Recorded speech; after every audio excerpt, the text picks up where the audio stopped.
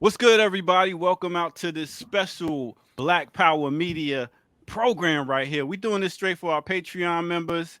This right here is something that we thought of. We do a lot of the top five, top this, top that. But today we wanted to address the top three books that influenced us as a group here.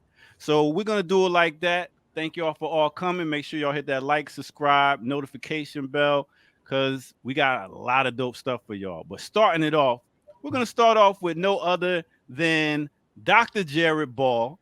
And let's get to your first book that influenced you. Let's go. So one of my top books of all time that has influenced me is something that I want to say was it's actually a relatively newer book, but it's a collection of work that go back much older than that. And it's Sophia Bukhari's The War Before. One of my favorite books of all time, the late Sophia Bukhari, one of our greatest organizers, Black Panther Party members, thinkers, and activists. And I like it for a lot of different reasons, but I think my number one is that for all of the correct politics and analysis, you get, again, as they say, from the proverbial horse's mouth, the inside stories, experiences of struggle, in action recounting of actions and struggle. So it's just, you get everything. You get the theory, you get the analysis, the politics, again, that ringside seat sort of feel of being next to somebody who is actually doing things that many of us probably need to be doing a lot more of. So anyway, The War Before, Sophia Bukhari. That's my first. She was a beast. She was a beast. Like I mean that with a lot of respect in terms of like getting to work with her in New York, right? A little bit. That sense of like, like in history, it was so good that book was able to come out, because without it, you didn't get the sense of who that person was and her role, particularly in the Panthers and the work that she did. She's one of those folks who are like one of the working class folks who don't get, they didn't get a professorship, or they didn't get talked about, or they didn't become idols of like the larger Panther movement. But like when you read her book and her works, you know that she was a real one, Absolutely. Shout out to her and Rising Power to her and Wanda, her daughter Wanda, who made her transition a couple years back. You know what I'm saying? Who was also walking in her footsteps. So definitely, salute to Sophia and Wanda. All right. Well, Kamal, since you took over, go ahead. What's next? What influenced you? I was commenting, brother. Was it taking over? You know what I'm saying? Takeover. Not a make conversation inside, like what the books were that influenced. People want to hear that. You're right. Anyway, right. So, my first one, I'm going to be a little obvious, because that's what Kamal does. No surprises here. So, the autobiography of Malcolm X, right? So, just because, just in terms of influence, even if we talk about top 10 books, it might be number one, right? It might be, and I think that's true for a lot of folks.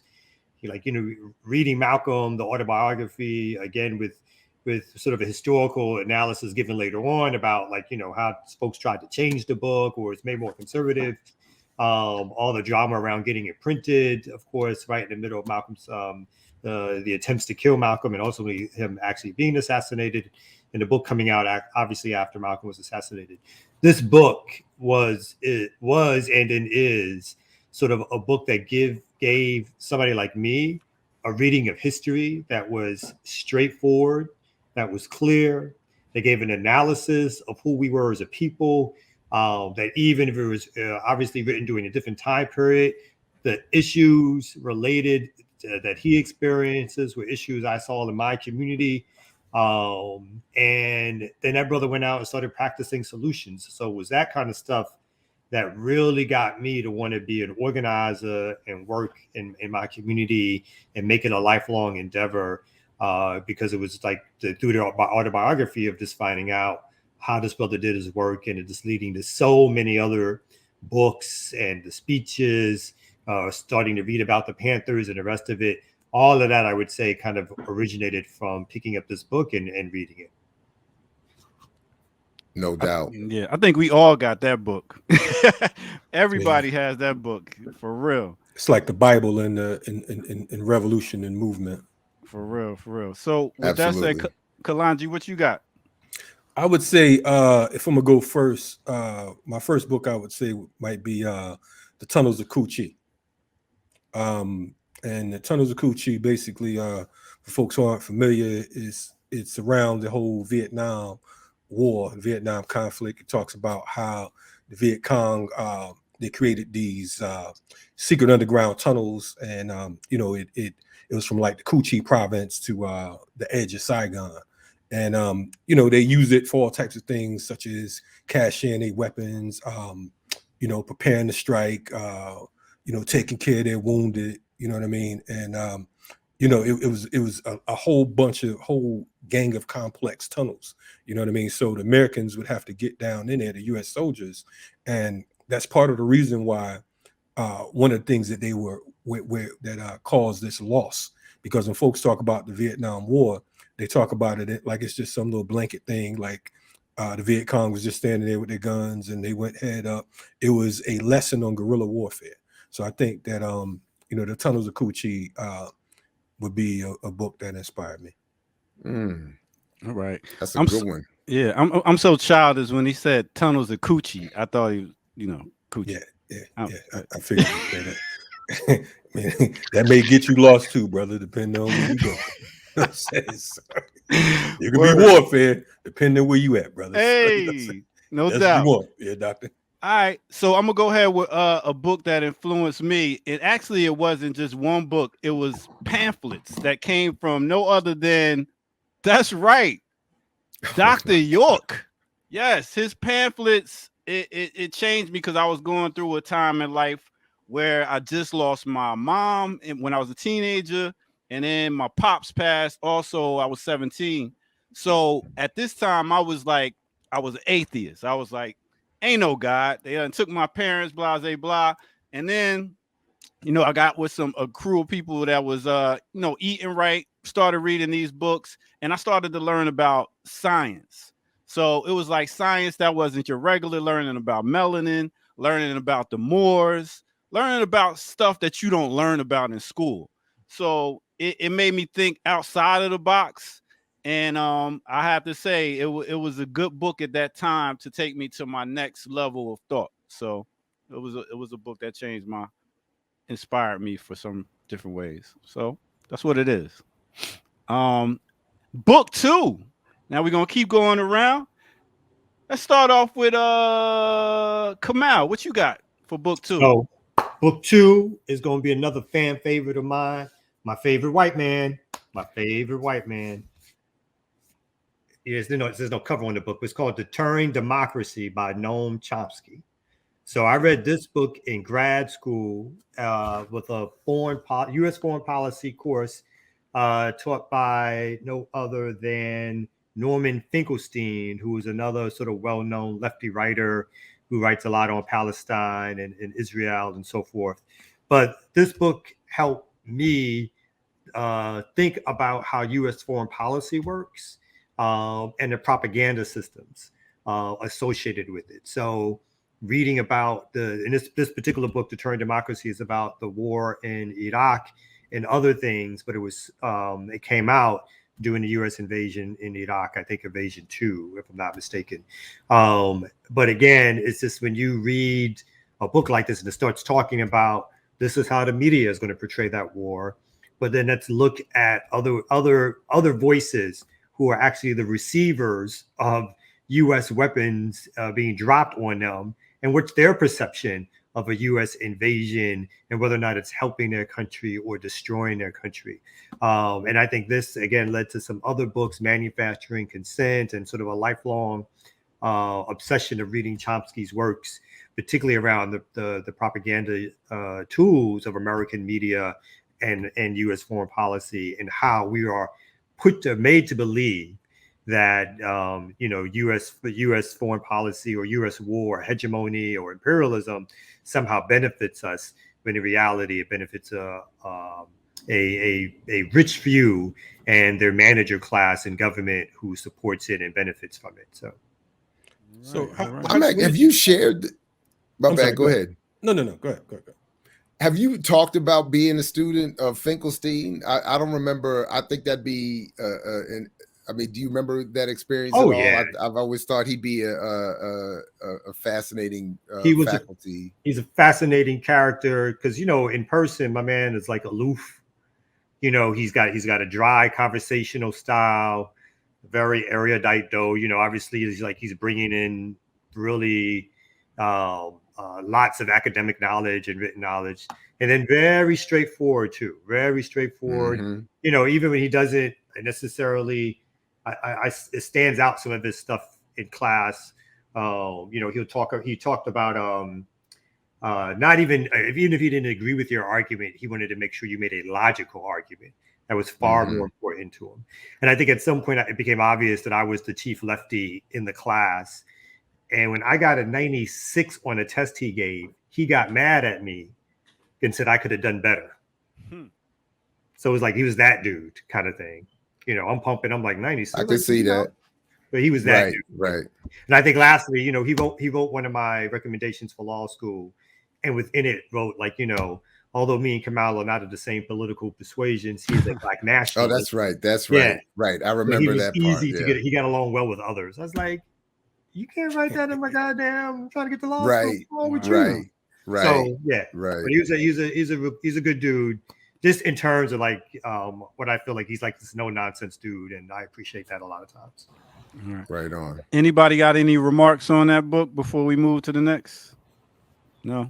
I mean, I remember. I've read that book myself years ago, and a number of other Chomsky's works, and I agree with Kamal. I mean, all jokes aside, I mean, I don't think you can properly understand this country's history and its interaction with the world and itself without reading Chomsky, you know, and whatever other disagreements we have, or, you know, or what they are. But I mean, his work is, and the only other problem that I have is that Ed Herman doesn't get his due respect for his contributions to manufacturing consent and elsewhere. But Chomsky is, you know, I mean, he's fierce. His work is fierce.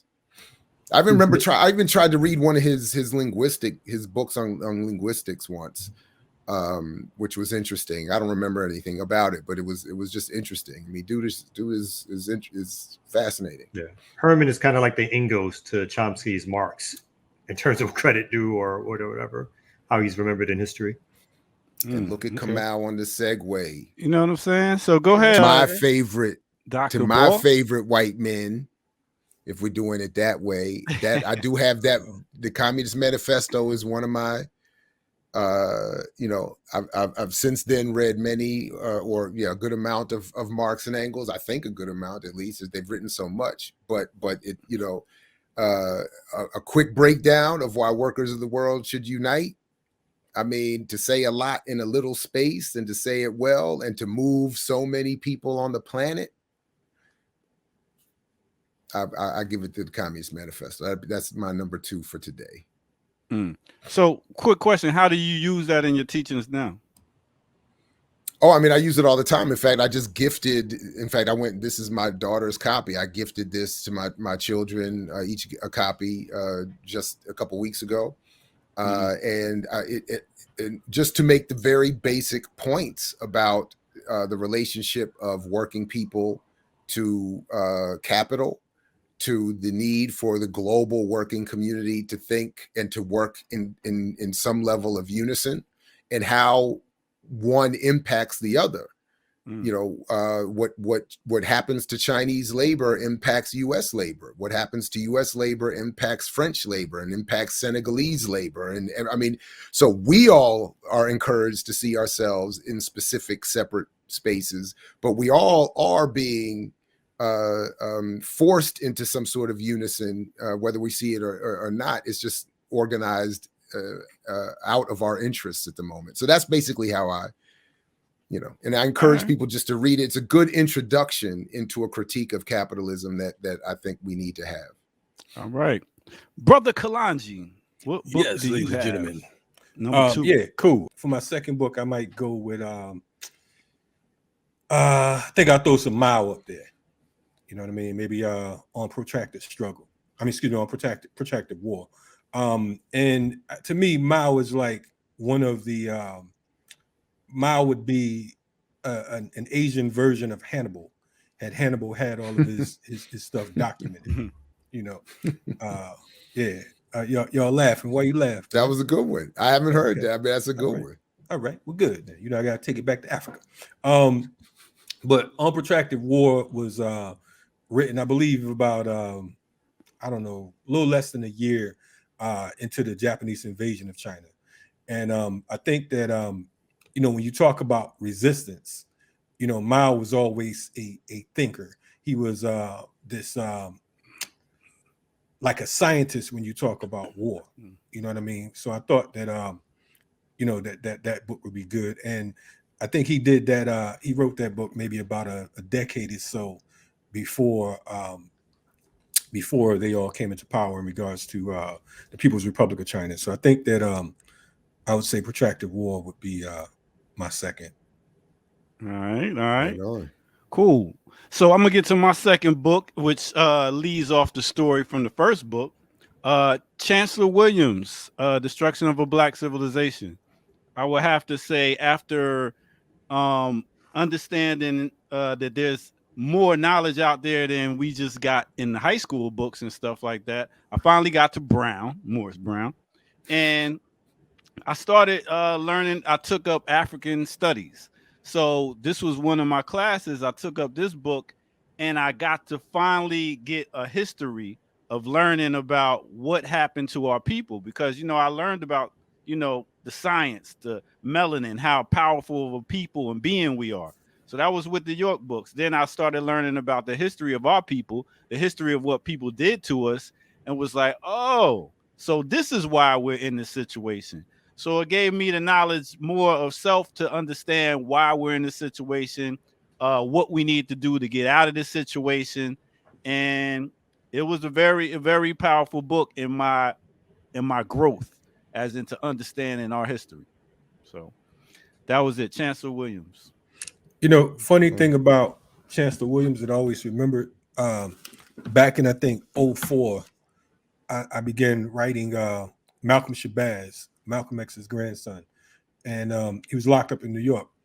And there was a situation where he was locked up with one of Chancellor Williams's grandson. And they were supposed to have some type of beef. And they didn't know who each other were, but the state knew. So things that got kind of heated, and some comrades actually, let folks know that, you know what I mean, basically, y'all family. You know what I'm saying? But it's important, you know, that's an important reminder, because of the fact that oftentimes, you know, when we don't know, or we branch out, you know, we kind of, you know, we end up in strange places and ultimately at war with each other. All right. So since you kicking that knowledge, Kalanji, go ahead and give us your third book. Okay. Everybody get a third book already? Okay. Second book. Yeah. So we gave our second book. Okay, yeah. Cool. Again, I can't see, but I would say like my third book that inspired me. That's a toss up, but I'm gonna go ahead with Frantz Fanon. And I'm gonna talk about Wretched of the Earth, of course, because I think that as a writer and as someone who came out of the academy and it was a psychiatrist, you know, I think that you know, his work and his writings, you know, they were on point. It was like his pen was like Molotov cocktail. You know what I mean? It was on fire. Whatever he threw on those pages, you know, it was, I mean, it was meant to burn through the, you know, burn through imperialism, you know? So I think that, to me, Wretched of the Earth, if I was asked about my favorite film, it would be Wretched of the Earth as far as the book, and the film itself would be Battle of Algiers. You know what I'm saying? Because I think that they kind of go hand in hand, sort of like the spook that sat by the door. So we often hear Black folks in America talk about the spook that sat by the door. To me, that was Wretched of the Earth and the Battle of Algiers. Now you're going into a whole other segment that we're supposed to do on top films. So, okay. So you messed up the whole program, Kalanji. What kind of man would I be if I ain't? What kind of man? Yeah, if he didn't do that. But yeah. By the way, this is not on my list, but just since you mentioned Fanon, shout out to Towards an African Revolution as well, which for me is just as well. Actually, could have picked a whole bunch of his book, Dying Cologne. But the only reason what I really meant to say was that it took me 2 attempts a decade apart to actually get through Wretched of the Earth. My first attempt in the military as a younger man, I just was not ready for it. I was like, I don't even know what I'm reading here. This is too heavy, too deep. Put it down, read a whole bunch of other stuff, came back to it and was like, oh, now, okay. And then several times since then, and every time you read it, there's something more to it. So yeah, great selection, of course. It's kind of poetic to me. It's always struck it as like That's poetry. It. Yeah, because he read Césaire. Césaire was his guy, and I've argued a lot that I think that poetry is an underappreciated literature or literary contribution that more of us should, myself included, because you could clearly see that Fanon was a poet and read poetry when you read his even most heavy militant work. Yeah. I wrote a paper on him back in college. Yeah, I was blown away by his writings. Yes, at Brown, Morris Brown. So while you talking, go ahead, Dr. Jared Ball. What's your third book? So Marx is often dismissed as not being anything more than sort of an armchair intellectual, which couldn't be farther from the truth, given that he was an emancipatory journalist and a labor organizer in the streets and a worker himself. But when I think of the application of ideas and the deployment of those ideas, I can't go any farther than this right here. Blood in My Eye from George Jackson. To me, as his comrade David Johnson has said, he's the perfect soldier, intellectual, physical, the combination of the whole package. And Blood in My Eye is as powerful an analysis and prescription as I think we could get, that is still right on point to this day. So I need a new copy, but I don't want to get rid of this as much as it's falling apart and marked up. And that's why, because it's a reference manual to be picked up and returned to routinely. So anyway, Blood in My Eye is my last one. I was this close to picking that up. I was this close to picking that one up too. Mm-hmm. But I was like, I'm gonna leave that because I was like, that may be too obvious. Now, George, you're right. George is a teacher of not only like intellectual ideas, but he talks about guerrilla warfare, or he talks about urban warfare against the state or whatever like that. Like, you can't talk all this trash about what you think about the state, and then your only recourse is to vote, right? So, I mean, it's like, put your money where your mouth is. And I think George leads you to be like, even if I can't do what George did, I can do something. I got to do something. You know what I mean? So, I mean, I think George is such a great philosophical importance in terms of like movement strategy, but then the implementation of that strategy was just like, that's what you're dealing with right now. Kalanji, you got any comments before we move on? Yeah. When I said it was a toss up between, the books, that's what I was talking about. I was talking about either Wretched of the Earth or Blood in My Eye. And I don't know, like you said, it is definitely, I think that George is one of the most underrated and to a degree disrespected true revolutionaries because of the fact that, in my mind, just like when you mention Assata Shakur, you should always mention Sundiata Acoli and Zayd Malik. I think that Zayd Shakur, I think that when you mention Malcolm, George's name should be in the ranks as well, because of the fact that they both were politicized inside of prison. But I would go a step further and argue that George Jackson was actually revolutionized in prison. You know what I'm saying? And of course, that takes nothing away from our shining Black Prince, but George was like, he was what Fanon was talking about when he talked about the searing of bullets and the bayonets and the blades and all that. George Jackson personified that, and that's why he was the focal moto. That's why he was the dragon. Long live the dragon. Wow, that's what I'm talking about. So let me get to my third book real quick. Busta Rhymes, wasn't it? I know. I was about to say, it was like, it's like it was a little more than Row. Yeah, hey, you're right. My he wasn't my just third... busting rhymes. You know? He was poetic as well with those letters. He's another poet. Yeah, no doubt. Okay. No doubt.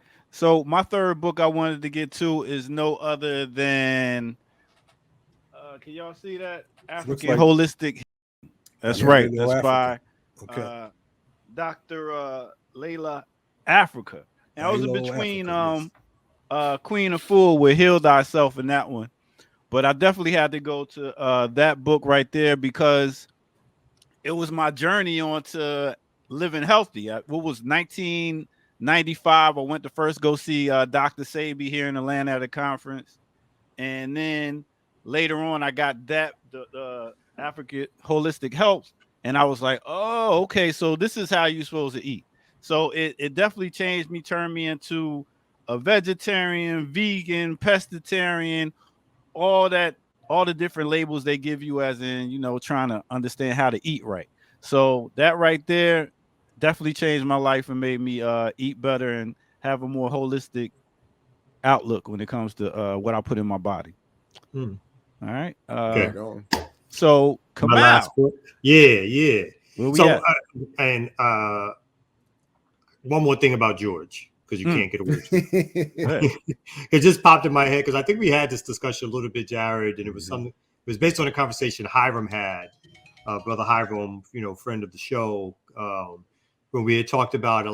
Imagine what George had to do in prison, to be the figure that he became.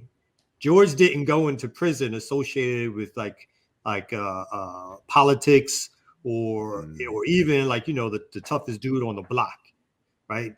George went into prison as a kid, and over that time period developed the Black Guerrilla family and the politics associated with that. Do you imagine what you got to do to convince cats in prison about revolutionary communist politics? And to be the number one dude on top of that in terms of leading and whatever, who you got to battle in prison in South, so I'm not going into particulars that me and you traumatized me with that one. It was a traumatizing conversation, but I mean, I think it's a valid point. I mean, to think about what has to go down to get not only to the level within your own community, but to be able to build bridges to other racial groups and solidarity and all of that. I mean, the level of there's a lot that would have to go in. You have to be beyond an intellect, an intellectual. And that's why I think Johnson's was right. I mean, he was the perfect soldier. I mean, he whatever had to happen to win, he made happen. And that was. Yeah. I like to add on to that real quick too, because of the fact that I said that mentioning Malcolm without mentioning George is kind of a shortening of the wick. But at the same time, I would say mentioning George without mentioning W.L. Nolan, because of the fact that he was just as much George, being the co-founder of BGF as well. You know what I'm saying? I had the opportunity to work with Sundiata Tate and Bato from the San Quentin Six over in the Bay. And just hearing, stories about George and others as well, you know what I mean, was definitely a powerful piece. One thing that I'm going to make an effort to do is to get our brother OG over there in LA, OG Kamasi, you know what I'm saying, who talked about the prison movement, and because of the fact that we don't often hear about what it took when you talk about someone like George Jackson, what it took to be any of these guys in prison. There was an entire movement that was built, you know, off of the fact that, you know, the W.L. Nolans and the George Jacksons existed. Yeah. So my last book is, and this is going back to something Kalonji was talking about in terms of Vietnamese. So the Vietnam War, Ho Chi Minh, the life and times of Ho Chi Minh. So when again, another person who was not only a thinker, but a practitioner who spent basically over 40, 50 years fighting for his people's liberation, and the tactics, the strategies, the changes in tactics and strategies, everything from at one point being an Agent 19, so basically working for the precursor of the CIA to help get the Japanese out of their country, because they thought at one point that they could curry favor or get the U.S. to support. And that was one way in which they would get the liberation. So everything from those background struggles and negotiations to open warfare and revolutionary warfare against their enemies. And again, it sort of brings back to the ways in which the Vietnam War was put forth as sort of this propaganda piece in U.S. media of stopping communism, stopping the role of communism in the world, but not through the eyes of what the Vietnamese people wanted in terms of being liberated, not only from U.S. dominance, but Japanese dominance, from French dominance, from Chinese dominance, all in a struggle for national liberation. So reading about the struggles of Ho Chi Minh and all the work that he did shows the protractedness of struggle. And that was something that had a great influence on me in terms of the work that I like to do. Right on. Any comments or anything on that? I always regret that I haven't studied Ho Chi Minh more closely. So I'm glad that he was brought up in this way, because he's very well respected by all the serious revolutionaries. And I always remember the story that Mabel Williams, I think I've shared this before, but Mabel Williams, the widow and co-organizer with Robert Williams, shared in the Freedom Archives version of the story of Negroes with Guns that would not appear in the PBS version. Another important point about media studies in this country too, which was that the one of Ho Chi Minh's top colleagues, generals, etc., got a newsletter from Robert and Mabel Williams that encouraged what they told the Williamses was the encouragement for the Tet Offensive and the invasion of, coming out of the guerrilla warfare and coming into the cities and attacking the U.S. that some say turned the tide or whatever of the war. They told Mabel Williams and Robert Williams that we were inspired to do that by reading your work, your newsletters coming out of the Southern United States and then eventually Radio Free Dixie in Cuba. So I always just like those kinds of stories. To what extent, they're just always great to hear. And so anyway, I appreciate that. Well, listen, I appreciate, ladies and gentlemen out there listening. This is Black Power Media. This is something we're going to do for our Patreon people. We're going to do this once a month. We're going to hit y'all with different topics and have a nice quick discussion about it. So thank y'all for tuning in. Make sure y'all catch all the shows on Black Power Media. And hey, we got a lot of more. Just like my man Mr. T said on Rocky, you got a lot of more. So stick with us. Black Power Media, y'all. Thanks for your support, definitely. Yeah, Revolution.